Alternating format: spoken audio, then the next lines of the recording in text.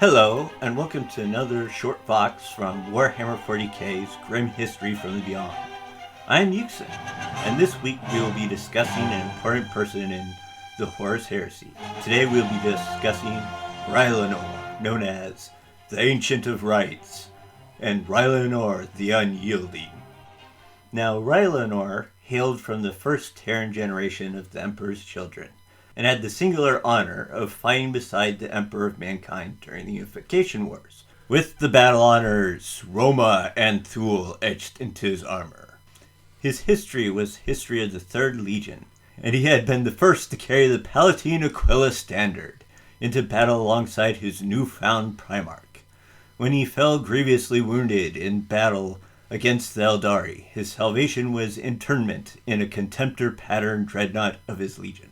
Rylanor became the Emperor's children's Ancient of Rites, presiding over the Third Legion's ceremonials of induction aboard the Third Legion's capitalist ship Adronicus, as well as lending his might to the line of battle for many slower decades until the treachery of the War Master Horus tore his legion apart from within. Now, when the atrocity of Isstvan III came, Rylanor's unshakable loyalty to the Emperor marked him for death in the Primarch's eyes, and he was assigned to the first wave assault, but instead survived the first murderous blow of betrayal. You see, once the War Master revealed his treacherous intentions and the fighting began in earnest, Rylanor soon became a priority target for the traitors, his power dooming scores of his former battle brothers to their deaths wherever he fought, while his mere presence became a rallying cry for those loyal Emperor's children battling it out to the bitter end. To the loyalists on Isstvan III, Rylanor was a living icon of the Legion's glory and the perfection and righteousness of their loyalty to the Emperor. Reported destroyed by the traitors several times during the fighting, Rylanor, increasingly damaged, somehow managed to endure for much of the fighting on Isstvan III, but his final fate long remained unknown. After the final orbital bombardment of the planetary capital of Isstvan III, the Coral City, the venerable dreadnought took himself off into the depths of the Precentor's palace, never to be seen again, or so it seemed. It was not like Rylanor to run from a fight, though the traitor Lucius, who initially fought on the side of the Loyalists before turning against them to reclaim his position in the Third Legion, had overheard Captain Saul Tarvitz mention something about the honored ancient guarding something, though he did not know what it was. Rumor was that he had found some kind of underground hangar, but if that were the case, the renegade Imperial Planetary Governor Varus Prahl had not utilized it to escape when the legions arrived. Rylanor's fate ultimately did not matter to the traitorous former kin, for whatever Rylanor's purpose, they believed that it was doomed to failure, and that he had been buried beneath thousands of tons of radioactive slag like all the other loyalists on Isstvan III. Yet, thousands of Terran years after the events that occurred during the Horus Heresy, the Thousand-Sun sorcerer Malin Vistario and his underlings, Murshid and Akhtar, were dispatched by their demon Primarch Magnus the Red from Sortiarius to investigate a distress signal that came from a long-dead world. The message repeated itself over and over with the simple phrase, ambiguous yet portentous: "The Ancient awaits."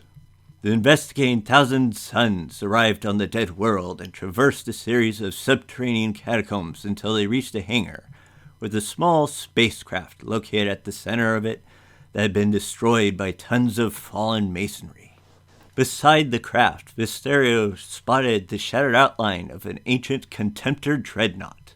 Dust and ash lay thick on its adamantium sarcophagus, the color of its armor all but obscured.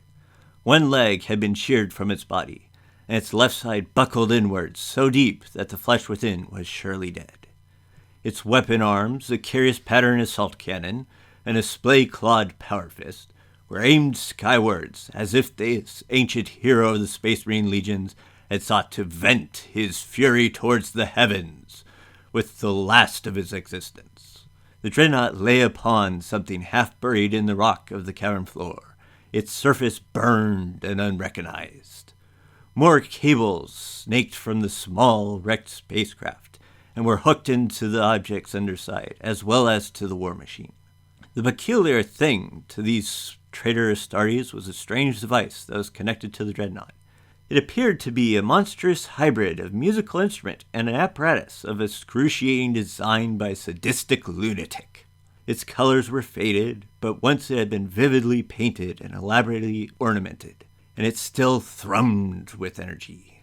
As Vistario drew closer and sought for a way to disconnect the device, which was the source of the distress beacon the Thousand Suns had received, the ancient and not-so-dead dreadnought awakened and wrapped its massive power fist around the body of Brother Murshid.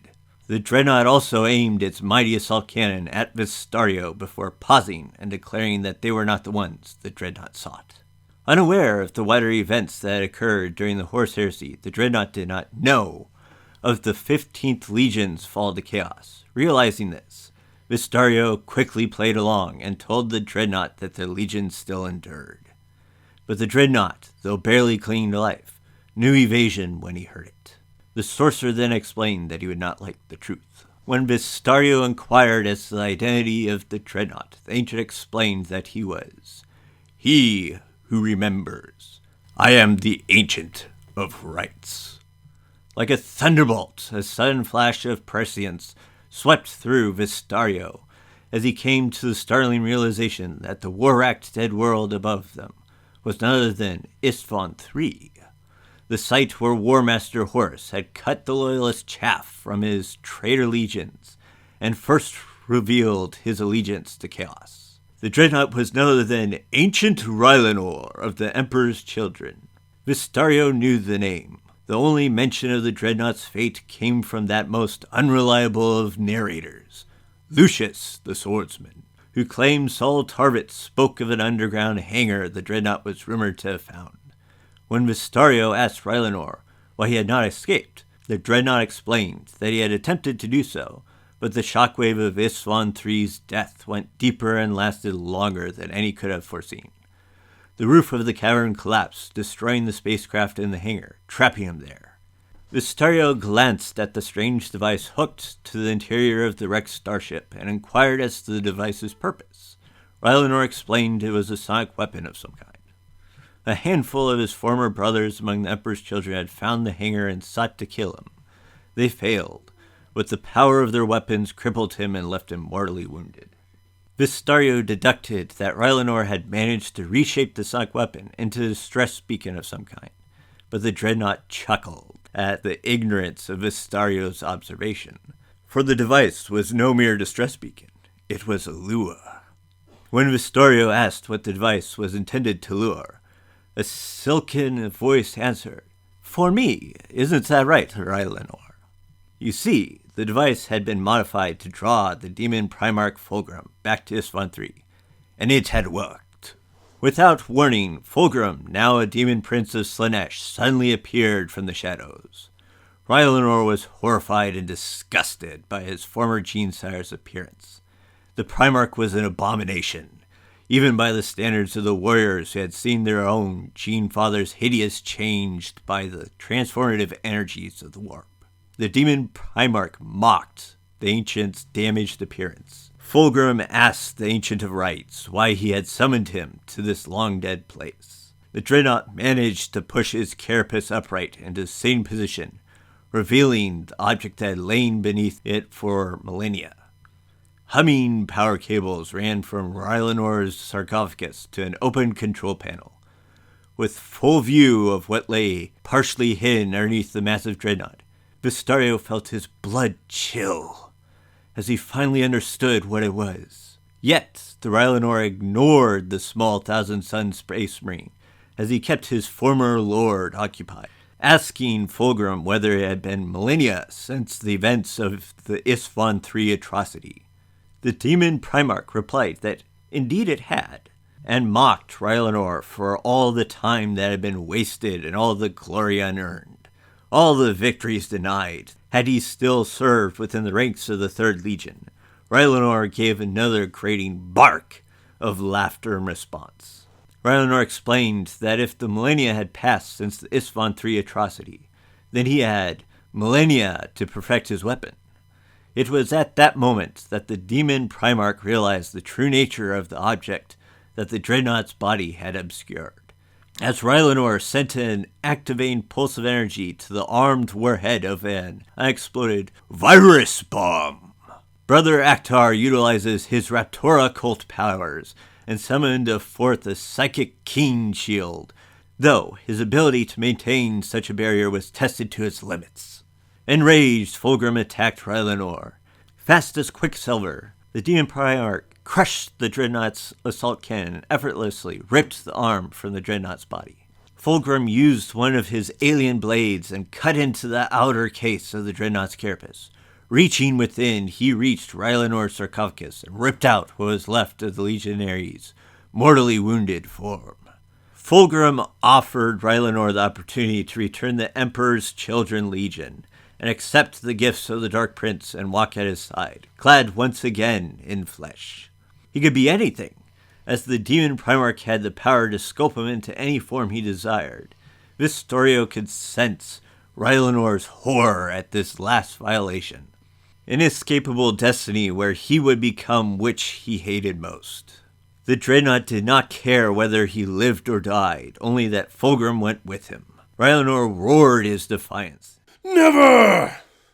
All we have between us is that we will die together. I am Rylanor of the Emperor's Children, Ancient of Rites, Venerable of the Palatine Host, and proud servant of the Emperor of Mankind, beloved by all. I reject you now and always. The Thousand Sons were at a loss as to what they should do, to let matters come to a head or to intervene on Rylanor's behalf. Vistorio felt Fulgrim's infinite malice, his cruel enjoyment of Rylanor's anguish, and the helplessness of the Thousand Sons. The Primarch of the Emperor's Children reveled in his overweening pride, a trait Magnus the Red had more than once told Vistorio had been present long before his fall to chaos. But more than anything, stronger even than Fulgrim's spite, Vistorio felt Rylanor's pride and honor, the unbending core of greatness that had set him against his brothers, and seen him descend into obsessive madness trapped beneath the surface of the dead world. Vistorio took the measure of Fulgrim, seeing nothing worthy in him. His fellow warriors felt the moment his decision was made. Vistorio raised his bolter and fired a massive reactive shell into the back of Brother Actar's skull. The Raptora's head exploded, and with his death, the psychic force holding back the warhead's detonation ended. Once more, all life was burned away from Isstvan III. First, by the organic decay wrought by the life-eater virus, and then by the planetary conflagration that followed as all of the organic matter ignited. It took much less time for the life-eater bomb to burn out on Isstvan III's second death. Yet, not long after, a horrid shadow emerged from the Undercity, a serpentine outline of cinders held together by a web of demonic energy. Not even the viral toxins wrought by ancient imperial science could unmake that which the darkest powers of the warp had raised up. The Phoenician's form was already weaving itself anew, but his soul was broken. For no pain, no hurt, and no injury could wound such a being as much as the denial of his own imagined magnificence. The simple truth was ancient Rylanor's final victory. I hope you enjoyed this short fox. If you liked, please follow, like, comment, subscribe, or become one of our merry band and join our membership program. Have a great day, and as always, until next time, this is Yuksen, signing off.